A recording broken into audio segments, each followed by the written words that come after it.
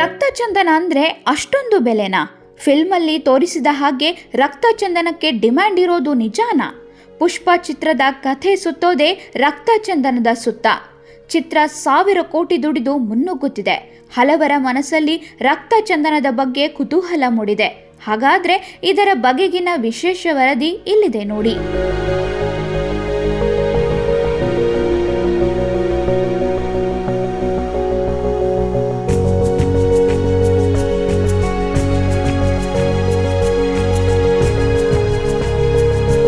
ಉತ್ತರ ಕನ್ನಡ ಜಿಲ್ಲೆಯ ಮುಂಡಗೋಡಿನ ಹುಲಿಹೊಂಡದಲ್ಲಿ ಬಸವರಾಜ್ ನಡುವಿನಮನಿ ಎಂಬ ಪ್ರಗತಿಪರ ರೈತರಿದ್ದಾರೆ. ಅವರು ತಮ್ಮ 60 ಎಕರೆ ಕೃಷಿ ಭೂಮಿಯಲ್ಲಿ ಅರಣ್ಯ ಕೃಷಿಯನ್ನ ಉಪಬೆಳೆಯಾಗಿ ಅನ್ವಯಿಸಿಕೊಂಡಿದ್ದಾರೆ. ಹೌದು, ಅಡಿಕೆ ತೋಟದ ಬದುವಿನ ನಡುವೆ ಅರಣ್ಯದ ಮರಗಳನ್ನು ಬೆಳೆಸುತ್ತಿದ್ದು ಅದರಲ್ಲಿ 3000 ರಕ್ತಚಂದನದ ಮರಗಳಿವೆ. ಬಸವರಾಜ್ ಅವರು ರಕ್ತಚಂದನದ ಬಗ್ಗೆ ಒಂದೇ ಒಂದು ಮಾತು ಹೇಳುತ್ತಾರೆ: ಒಂದೇ ಮರ ಸಾಕು ನಾನು ಜೀವನ ಪೂರ್ತಿ ಕುಳಿತು ತಿನ್ನಲು ಅಂತ. ಆಶ್ಚರ್ಯವಾದರೂ ಇದು ಸತ್ಯ. 4 ವರ್ಷದ ಈ ಮರಗಳು ವರಮಾನ ಕೊಡುವ ವಯಸ್ಸಿಗೆ ಬರಲು 15 ವರ್ಷ ಆಗಬೇಕು. ಅಂದರೆ ಇನ್ನು 11 ವರ್ಷ ಕಾಯಬೇಕು. ಆದರೆ ನಂತರ 1 ಕೆಜಿಗೆ ಗರಿಷ್ಠ 10,000 ರೂಪಾಯಿ ಬೆಲೆ ಇದೆ.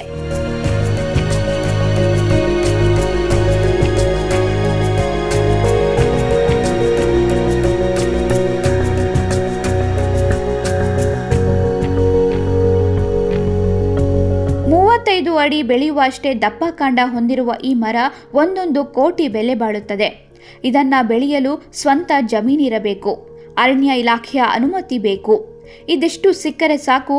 ಅರಣ್ಯ ಇಲಾಖೆಯಲ್ಲಿ ಸಸಿಗಳಿದ್ದರೆ ಅವರೇ ರಕ್ತಚಂದನದ ಸಸಿ ಕೊಡುತ್ತಾರೆ. ಜೊತೆಗೆ 3 ವರ್ಷ ಅವರೇ ಕೃಷಿ ಅರಣ್ಯ ಪ್ರೋತ್ಸಾಹ ಯೋಜನೆಯ ಅಡಿಯಲ್ಲಿ ಸಹಾಯಧನವನ್ನ ಕೂಡ ನೀಡುತ್ತಾರೆ.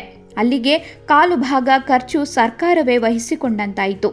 ಚೀನಾ, ಜಪಾನ್ನಲ್ಲಿ ಇದಕ್ಕೆ ಬೃಹತ್ ಮಾರುಕಟ್ಟೆ ಇದೆ. ಅಣು ವಿದ್ಯುತ್ ಸ್ಥಾವರದ ಹೊದಿಕೆಗೆ ಹಾಗೆಯೇ ಸೌಂದರ್ಯವರ್ಧಕಕ್ಕೆ ರಕ್ತಚಂದನವನ್ನ ಬಳಸಲಾಗುತ್ತದೆ. ಹೀಗಾಗಿ ಹಣ ಮಾಡಲು ಪುಷ್ಪನ ಥರ ಮರ ಕಡಿಯಬೇಕಿಲ್ಲ, ಬೆಳೆಸಿದರೆ ಸಾಕು ಎನ್ನುವುದಕ್ಕೆ ಬಸವರಾಜ್ ಅವರೇ ಉದಾಹರಣೆ.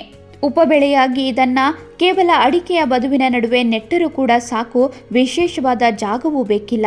ಈ ಭಾಗದ ರೈತರು ಇಂತಹ ಅವಕಾಶವನ್ನ ಬಳಸಿಕೊಳ್ಳಬೇಕಿದೆ. ಅರಣ್ಯ ಇಲಾಖೆಯ ನರ್ಸರಿಯಲ್ಲೇ ಸಸಿಗಳು ಸಿಗ್ತವೆ. ಅಲ್ಲಿ ಸಸಿಗಳನ್ನು ತಂದವರು ನಾಟಿ ಮಾಡುವಂಥದ್ದು. ಒಂದು ವೇಳೆ ಅರಣ್ಯ ಇಲಾಖೆದವರ ನರ್ಸರಿಯಲ್ಲಿ ಸಸಿಗಳು ಸಿಗದೇ ಇದ್ದಾಗ ನೀವು ಬೇರೆ ಖಾಸಗಿ ನರ್ಸರಿಯಲ್ಲಿ ಏನಾದರೂ ತಗೊಂಡು ಬಂದರೆ ಅದಕ್ಕೆ ಸಂಬಂಧಪಟ್ಟಿರ್ತಕ್ಕಂಥ ಆಧಾರ್ ಕಾರ್ಡು, ಬ್ಯಾಂಕ್ ಪಾಸ್ಬುಕ್, ಪಹಣಿ ಪತ್ರಿಕೆನ ಮತ್ತು ಆ ನರ್ಸರಿಯ ಸಸಿಗಳ ಒಂದು ರಸೀದಿ ಏನು ಬರ್ತದೆ, ಆ ರಸೀದಿನ ತಂದು ನೀವು ಅರಣ್ಯ ಇಲಾಖೆದವ್ರಿಗೆ ಒಪ್ಪಿಸಿದ್ರೆ ಅರಣ್ಯ ಇಲಾಖೆದವರು ನಿಮಗೆ ಒಂದು ಅನುಮತಿ ಪತ್ರವನ್ನು ಕೊಡ್ತಾರೆ. ಅಂದರೆ ಅನುಮತಿಯನ್ನು ಕೊಡ್ತಾರೆ. ಜೊತೆಗೆ ನಿಮಗೆ ಒಂದು ಕೃಷಿ ಅರಣ್ಯ ಪ್ರೋತ್ಸಾಹ ಯೋಜನೆ ಅಡಿ ಇದಕ್ಕೊಂದು ಸಹಾಯಧನವನ್ನು ಸಿಗ್ತದೆ. ಮೊದಲನೇ ಸಸಿ ಹಚ್ಚಿದ ಮೊದಲನೇ 3 ವರ್ಷದವರೆಗೂ ನಿಮಗೆ ಕೃಷಿ ಅರಣ್ಯ ಪ್ರೋತ್ಸಾಹ ಯೋಜನೆ ಅಡಿ ಅರಣ್ಯ ಕೃಷಿಯನ್ನು ಬೆಳೆದಿರ್ತಕ್ಕಂಥ ಮರಗಳಿಗೆ ಸಹಾಯಧನವನ್ನು ಸಿಗ್ತದೆ. ಇಷ್ಟೊಂದು ಸರ್ಕಾರ ಭಾಳಷ್ಟು ಯೋಜನೆಗಳನ್ನು ತಂದಿರುವಂಥದ್ದು. ಜೊತೆಗೆ ಇವು ರೈತರನ್ನು ಆರ್ಥಿಕವಾಗಿ ಸಬಲರಾಗಿ ಮಾಡ್ತದೆ. ಹಾಗಾಗಿ ನಾನು ಕೂಡ ಈ ಥರ ಅರಣ್ಯ ಕೃಷಿಯನ್ನು ಮಾಡಿದ್ದೇನೆ.